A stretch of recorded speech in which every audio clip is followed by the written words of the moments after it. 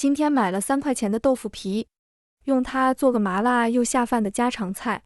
先把豆腐皮全部卷起来，再切成条。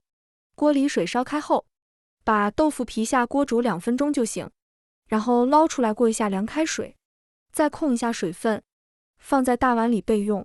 准备一个洋葱，对半切开，再切成条。大葱切成段，姜切片，香菜也切成段。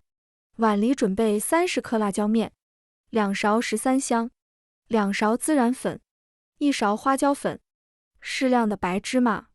先把它们混合均匀，锅里倒入比炒菜多一点的食用油。油热以后，下入葱姜、洋葱和香菜，用小火慢慢把香味炸出来，把它们炸到比较干的状态，颜色变黄就行了。先把里面的食材捞出来，油留在锅里，继续把油加热到冒烟的状态，浇在装辣椒面的碗里，把香味给激出来。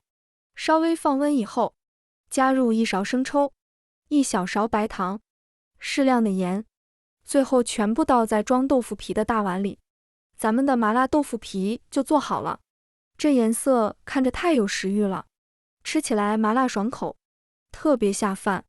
大冷天吃这么一盘，全身都暖暖的，而且豆腐皮也是豆制品，好吃又营养。